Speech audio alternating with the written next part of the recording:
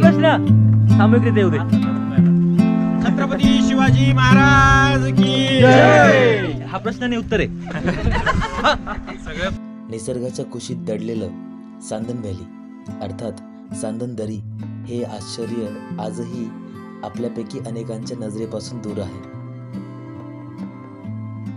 प्रतापगडच्या पायथ्याशी कान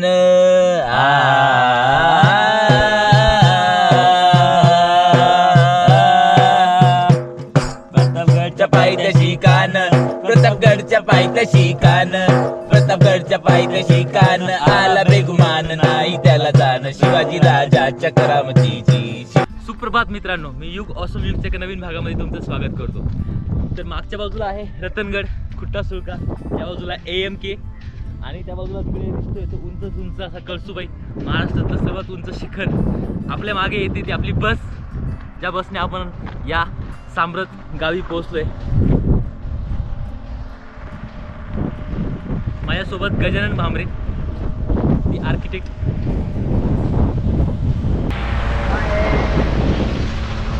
खूप दिवसापासून इच्छा होती संदन व्हॅलीला येण्याची, म्हणजे द व्हॅली ऑफ शॅडो ज्याला म्हणतात, आशिया खंडातली दुसरी लार्जेस्ट व्हॅली जी आहे.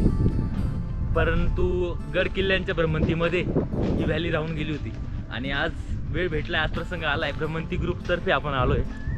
बेस कॅम्प जो होता आपला तो सांब्रत या गावी होता.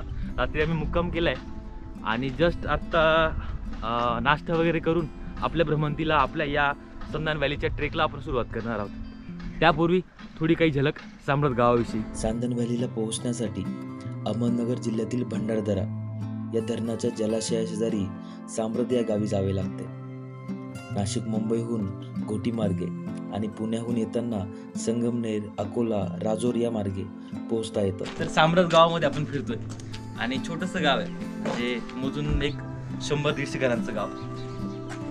सांब्रत गावातूनच एक वाट रतनगडाच्या त्र्यंबक दरवाजापर्यंत जाते.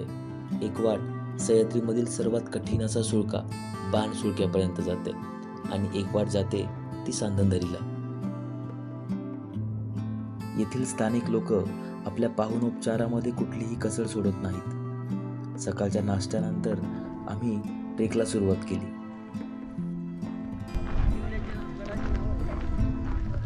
तर अर्धा किलोमीटरचं अंतर आहे आणि जोपर्यंत पोहोचत नाही तोपर्यंत आपण थोडासा एक गेम खेळूया. बघूया सह्याद्रीबद्दल किती माहिती आपल्या आजच्या ट्रेकर्सला. चालता बोलता काही प्रश्न विचारायचे आणि जे प्रश्नांची उत्तरं देतील त्याला चांदीचं नाणं. त्यांना चांदीचं नाणं नाही, पण त्याच्यापेक्षा चांगली गोष्ट आहे जी ट्रेकच्या दरम्यान गरजेची आहे, ग्लुकोजचे चॉकलेट आम्ही देणार आहे. तुमचं नाव? सुनील कुलकर्णी. मला सांगा, छत्रपती शिवाजी महाराज यांचं निधन कोणत्या किल्ल्यावर झालं?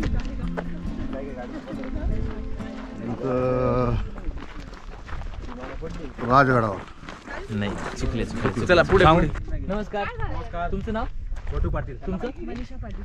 मला सांगा, छत्रपती शिवाजी महाराज यांचं निधन कोणत्या किल्ल्यावर झालं? त्यांचं निधन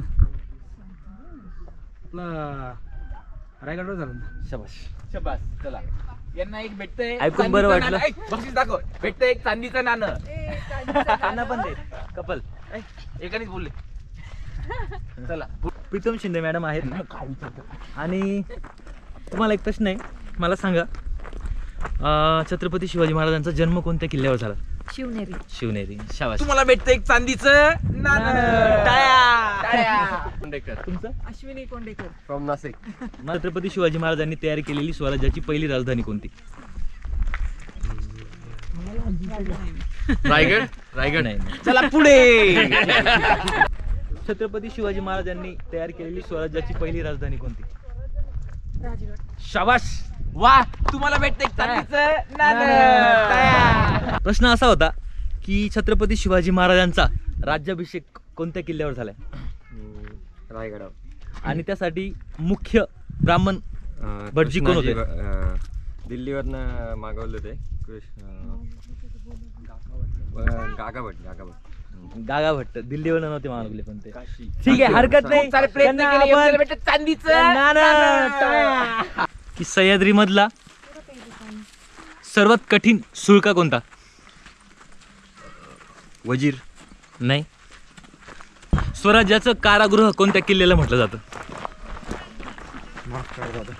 नाव चॉकलेट देऊन दे, हरकत नाही. काय म्हटलं? माफ करा दादा. आता प्रवेश होतो आपला वनक्षेत्रामध्ये.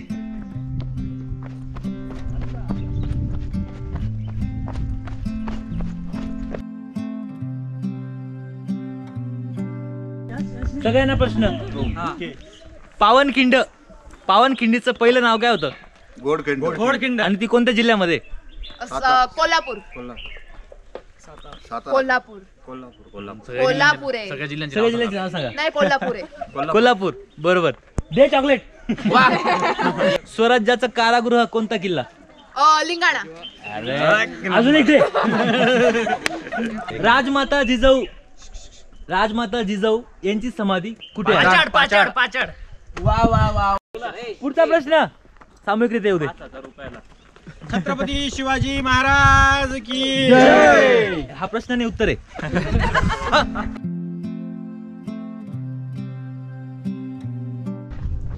आपण जेव्हा सांदनदरीच्या बळच्या बाजूला येतो त्यावेळेला या बाजूला सुद्धा कोकणकडा आहे आणि त्या कोकणकडे सारखाच हा पण जवळपास अर्धा किलोमीटरच्या रेडियस मध्ये असाल ना?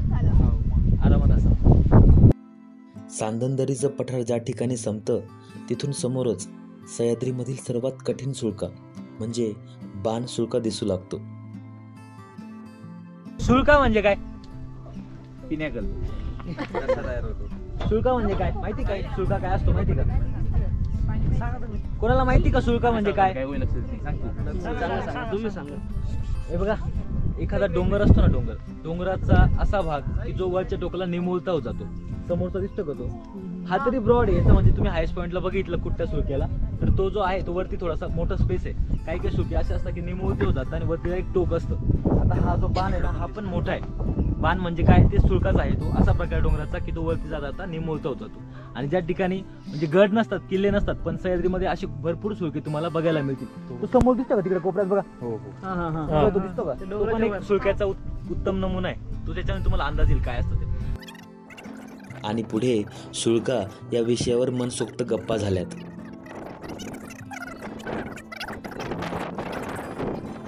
याच ठिकाणी अरुण सावंत सरांनी जायंट स्विंग हा प्रकार राबवला होता. सह्याद्रीमधला हा एकमेव एक्सपेरिमेंट या ठिकाणी झालेला. आपण आता संदनदरीच्या वरच्या बाजूला आहोत आणि खाली दिसते संदनदरी. म्हणजे काही लोक सुद्धा दिसतात. आहे ना जागा. भरपूर मोठी. चला आता प्रत्यक्ष जाऊन बघूया. तर संदन व्हॅलीला व्हॅली क्रॉसिंग सुद्धा होते. इथे भरपूर सारे इव्हेंट होतात. रॅपलिंग होते, क्लाइम्बिंग होते आणि झिप लाईन सुद्धा आहे. वरच्या बाजूला झिप लाईन आहे. व्हॅली क्रॉसिंग करता झिपलाईन आणि रॅपलिंग असे साहसी खेळ इथल्या पर्यटकांसाठी महत्त्वाचं आकर्षण मानता येईल.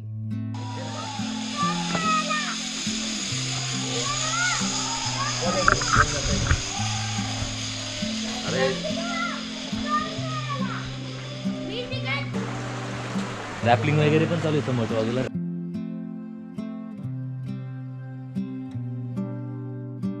रॅपलिंग आणि झिपलाईन नाही केली, प्रत्यक्षात पायवाटेनेच आपण जाणार आहोत. एक भौगोलिक प्रस्तरभंग रेषा म्हणजेच जमिनीला पडलेली एक मोठी भेग आणि यामुळे निर्माण झालेली एक मोठी दरी हा निसर्गाचा अद्भुत चमत्कारच आहे. पाणी वाहत असतं या दरीतून. पाण्याचा खळखळाट तुम्हाला ऐकू येत असेल आणि समोरच्या बाजूला खूप सारं पाणी पण आहे त्या बाजूला. म्हणजे पाण्यातून वाट करत करत दरीतून आपल्याला चालायचं असतं.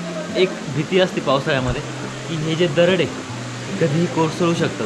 इथं जसं आपण या ठिकाणी कोसळलेलं बघतो.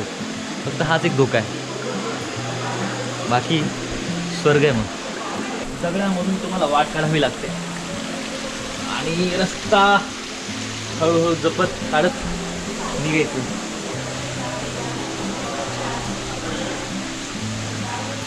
हे काहीतरी वेगळ्याच प्रकारचं ॲडव्हेंचर आहे.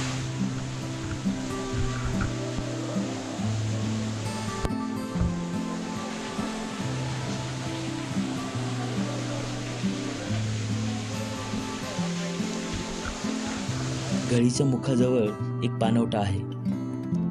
नैसर्गिकपणे डोंगरातून झिरपणारे थंडगार नितळ पाणी म्हणजे जणू अमृतच.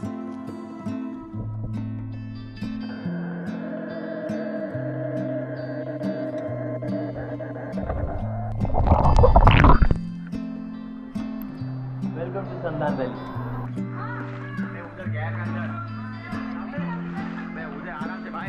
अतिशय अरुंद घळ, कधी 8-10 फूट तर कधी जेमतेम एक माणूस जाईल एवढी 3 फूट रुंदी, आणि दोन्ही बाजूंना अंगावर येणारा दगडी कमीत कमी 200 आणि जास्तीत जास्त 400 फुटाचा पाषाणकडा आहे.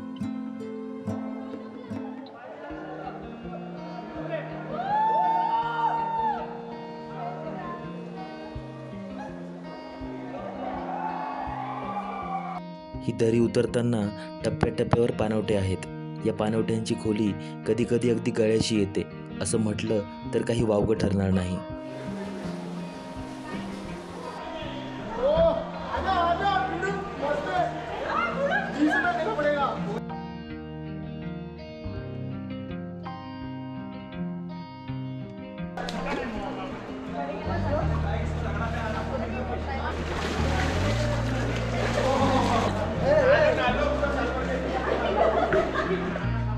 आतापर्यंत जवळपास अर्धा किलोमीटर चालत आलोय, अजून भरपूर लांब आहे.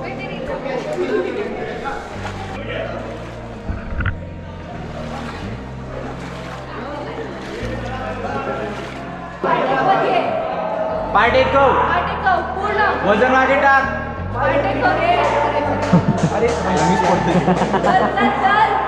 गडवेंचर या कंपनीचे संस्थापक ॲडव्हेंचर आमचा मित्र आहे हा, आणि यांचा पण संधान व्हॅलीला सध्या इव्हेंट चालू होता. त्यांच्यासोबत काही पार्टिसिपेंट आहे. आपण एक जस्ट आपल्या चालता बोलताच्या क्विजमध्ये यांना पण सामील करूया. तुम्हाला एक प्रश्न होता माझा. तर प्रश्न असा होता की संधान व्हॅली एशियामधली सेकंड लार्जेस्ट आहे, तर फर्स्ट वन कोणती? हा प्रश्न सकाळपासून हा प्रश्न गुगलला विचारा, डिटेलमध्ये माहिती मिळेल. नाही माहिती? सर्व भाषेत. नाही माहिती? ठीक आहे. कांग्रा व्हॅली म्हणून आहे भारतामध्ये. कांग्रा. ठीक आहे, थँक्यू. थंडगार जागा म्हटली तर साप असणारच, यात शंका नाही. वाटेत मलाही एका पिल्लाने दर्शन दिलंच. आतापर्यंत चालत आलो, एवढ्या वाटेमध्ये भरपूर ठिकाणी डोळ्यासमोर मोठे मोठे दगड पडताना दिसले. भीती वाटते खरंच. आणि बघताय तुम्ही पूर्ण व्हॅलीमध्ये इथून तिथून दगड पडलेले आहेत. त्यामुळे कधीही, आता आम्हाला भेटलं नाही ॲक्च्युली, पण तुम्ही येत असाल तर हेल्मेट नक्की घ्या, हेल्मेट नक्की वापरा, कारण की कधीही काय होऊ शकतं. पण मग हा आनंद घ्या, इथे येऊ नका असताना सांगणार. जरी उन्हाळा असला तरी येथील वातावरण नेहमी थंडच असते. दरी पार करताना काही ठिकाणी 3 फूट इतकी निमुळती वाट होते. कित्येक ठिकाणी सूर्याचा प्रकाश जमिनीवर पोहोचत सुद्धा नाही.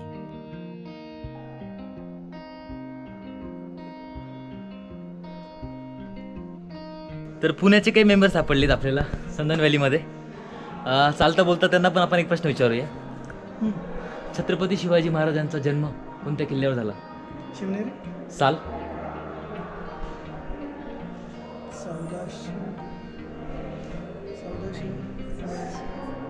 1647. जवळपास आहात. ठीक आहे. 19 फेब्रुवारी 1630. धन्यवाद. पण मग जन्मस्थान व्यवस्थित सांगितलं. थँक्यू. पावसाळ्यात सांदन दरीला येणं अशक्य असतं, कारण पावसाचं पाणी याच दरीतून वेगाने खाली कोसळतं. त्यामुळे येथे येण्याचा उत्तम कालावधी म्हणजे उन्हाळा किंवा हिवाळा. या ऋतूंमध्ये दुपारच्या प्रहरात दरीतील ऊन सावल्यांचा खेळ बघण्यासारखा असतो. याच घळीतून खाली उतरत उतरत आपण अगदी शेवटच्या मुखापर्यंत पोहोचतो. अंदाजे घळीची लांबी 1 किलोमीटर असावी. खूप इच्छा होती संधान दरी पूर्ण उतरायची, आणि बऱ्यापैकी खाली आलोय आपण.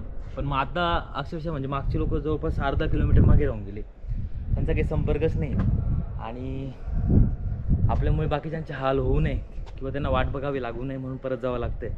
पण मस्त क्षेत्र आहे, पावसामध्ये करण्यासारखं नाहीच आहे, पण उन्हाळ्यात पूर्ण खालीपर्यंत जाता येतं आणि या दरीचा पुरेपूर आनंद घेता येतो. जो असं म्हणतात की साधारणतः 3 ते 4 किलोमीटरची ही दरी.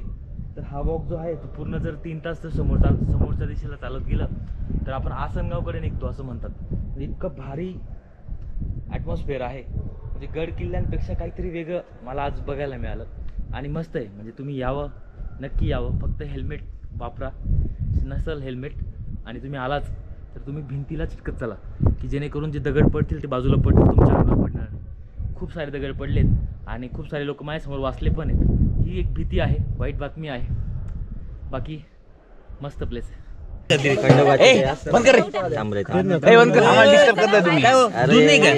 अरे हे डुप्लिकेट आहे, वाचून वाचून बोलतो.